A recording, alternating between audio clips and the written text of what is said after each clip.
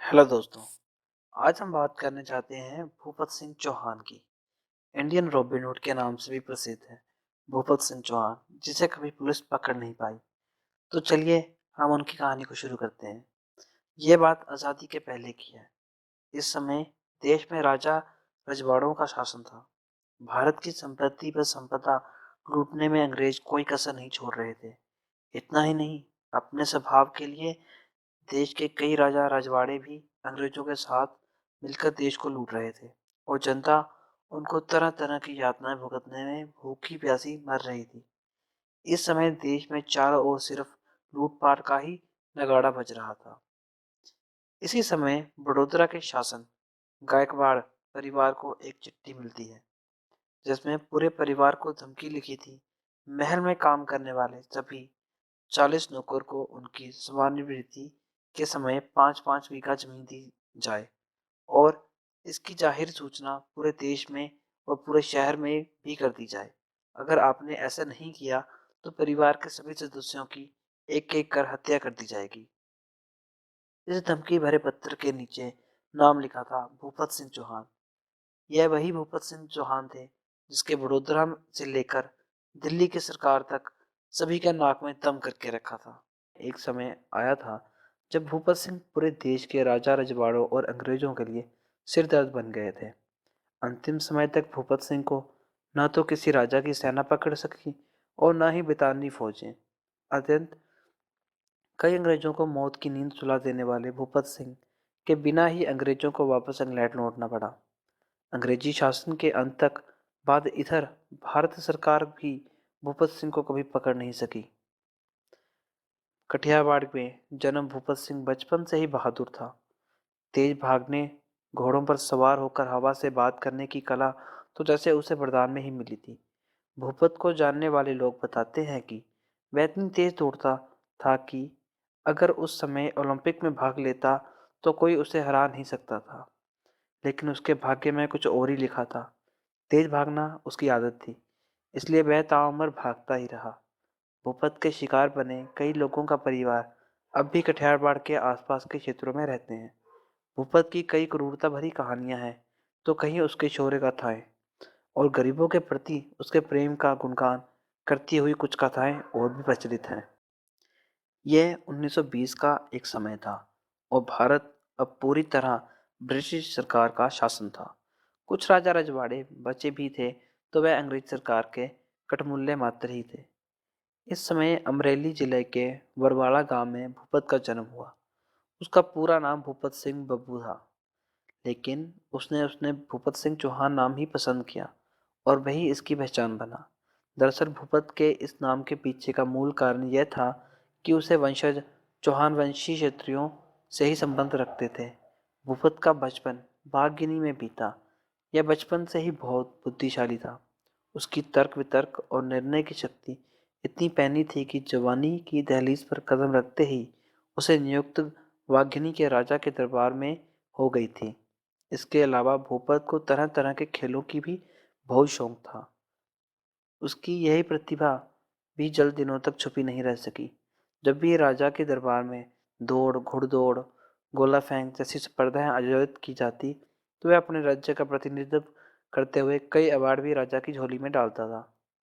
बताया जाता है कि दरबार में नियुक्त के बाद राज्य में आयोजित पहली स्पर्धा में ही वह 7 खेलों में दूसरे स्थान पर रहा था।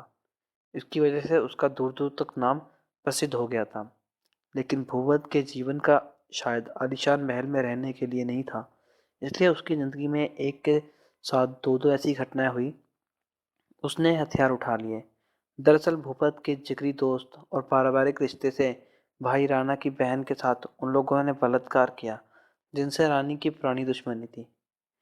जब उसके बाद राणा पहुंचे तो उन लोगों ने राणा पर भी हमला कर दिया। भूपत ने किसी तरह राणा को बचा लिया, लेकिन झूठी शिकायतों के चलते वह खुद इस मामले में फंस गया और उसे कोलकाठरी में डाल दिया गया। बस यहीं से खिलाड़ी भूपत मर गया और डाकू डाकू भूपत सिंह पैदा हो गया। भूपत ने जेल से फरार होते ही पहली घटना की। इस समय उसकी टोली में सिर्फ 3 ही व्यक्ति थे, लेकिन जैसे जैसे वह अपराध की दुनिया में कदम बढ़ाता गया, उससे साथियों की संख्या भी बढ़ती चली गई। अपराध की चरम सीमा पर पहुंचने तक उसके साथ काफी साथी हो गए थे, सब एक से एक बढ़कर बहादुर और क्रूर भी। भूपत उस समय का पहला ऐसा डाकू था जिसने अपने 21 से 21 साथियों की दो टोलियां बना रखी थी। इसमें भी खास बात यह थी कि इन दोनों टोलियों के लिए सरदार नियुक्त थे, लेकिन हुक्म सिर्फ भूपत का ही चलता था। इसके अलावा दोनों टोलियां जंगल में अलग अलग ही पड़ावा डालती थी। भूपत से गद्दारी करते हुए उसकी खबर या उसके साथी पकड़े जाए तो वह उन्हें जान से नहीं मारता था, बल्कि उनकी नाक व कान काट दिए करता था। भूपत की इस क्रूर सजा का शिकार हुए लोगों की संख्या 40 से अधिक है। इनमें से 4 व्यक्ति तो अब भी सुरेंद्र जिला में रहते हैं। इनमें से एक व्यक्ति ने बताए अनुसार भूपत का मान्य था कि हत्या करने की बजाय जीवन भर के लिए सजा देना अन्य लोगों को भी डराकर रहने के लिए उकसाता है। इसके अलावा भूपत को उसे धमकी भी दिया करता था कि अगर उसने आत्महत्या की तो फिर उसकी बाकी बचे परिवार की हत्या कर दी जाएगी। इस तरह से वो नाक कान कटे लोगों को मरने भी नहीं देता था। भूपत सिंह को खौफनाक हैवान कहा जाता था। उसे अत्यधिक विकसित मानसिकता का व्यक्ति करार दिया गया था, लेकिन महिलाओं के मामले में उसकी तारीफ भी की जाती थी, क्योंकि डाकू और लुटेरे बनने के बाद भी उसने दिल में महिलाओं के लिए बेहद सम्मान था। उसने अपनी पूरी उम्र किसी भी महिला पर कभी हाथ नहीं उठाया। इसके अलावा उसके साथियों को भी निर्देश था कि किसी भी प्रकार की स्थिति हो, महिलाओं को सम्मान की नज़र से ही देखा जाएगा। को मुक्त कर दिया गया था। भूपत सिंह ने सैकड़ों बार पुलिस को चकमा दिया। देश आज़ाद होने के बाद 1948 में भूपत ने कारनामे चरम पर पहुंच गए थे और पुलिस भूपत को रोकने पकड़ने में पूरी तरह नाकाम हो गई थी। इस बात से सौराष्ट्र के गृह मंत्री रसिक लाल इस कदर गुस्से थे कि उन्होंने पुलिस प्रशासन को यह आदेश दिया था कि जब तक भूपत पकड़ा नहीं जाएगा तब तक पुलिस को 25% कम सैलरी मिलेगी। महीनों तक पुलिस को 25% कम सैलरी लेनी पड़ी, लेकिन भूपत सिंह पकड़ा नहीं गया। इसके बाद भूपत ने रसील कला को ही धमकी दे दी कि वह तुरंत पुलिस को पूरी सैलरी देने का आदेश सुनाए, और भूपत की इस धमकी की वजह से पुलिस को पूरा वेतन मिलना शुरू हो गया था। यह भूपत के नाम की धाक ही थी। इसके अलावा भूपत सिंह को पशु पक्षियों की आवाज़ निकालने व पहचानने की कला भी आती थी। इस हुनर से उसे जंगल में आदिवासियों को वादियों से सीखी थी। इसका उसे भरपूर फायदा भी मिला। गिर जैसे खतरनाक जंगल में इसी कला की वजह से वह जीवित रह सका।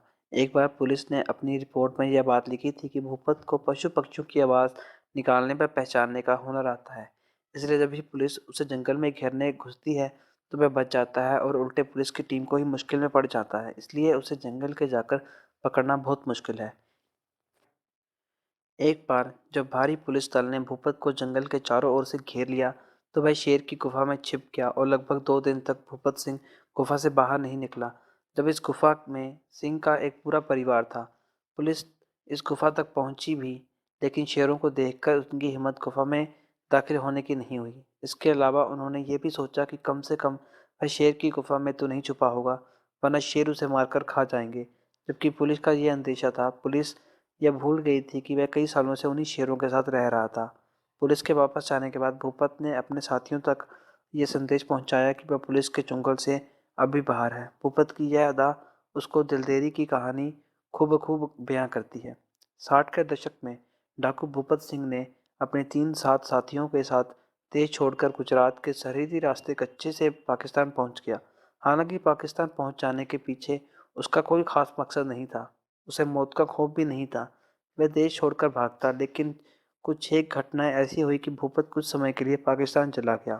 कुछ समय बाद उसने वापस भारत आने का इरादा किया, लेकिन भारत मार्ग पर मचे घमासान के चलते ये मुमकिन नहीं हो सका। पाकिस्तान सेना ने उसे गिरफ्तार कर लिया और उसे घुसपैठ के आरोप में जेल भेज दिया गया। उसे 1 साल की सजा सुनाई गई, लेकिन सजा पूरी होने के बाद भूपत वापस भारत नहीं आया और वहीं स्थायी हो गया।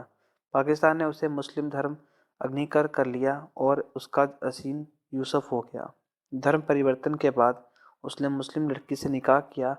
उसके 4 बेटे और 2 बेटियां हुई। हालांकि उसे व उनके अन्य साथियों ने भारत आने की कोई इच्छा नहीं की, लेकिन इसी का एक इच्छा पूर्ण नहीं हो सकी और पाकिस्तान की धरती पर ही 2006 में उसने दुनिया को अलविदा कह लिया। अगर आपको हमारी वीडियो पसंद आई तो प्लीज़ हमें कमेंट में ज़रूर बताएं और इस वीडियो को ज़्यादा से ज़्यादा शेयर करें। और अगर आप चैनल पर न्यू हैं तो प्लीज़ चैनल को सब्सक्राइब करें। Thank you.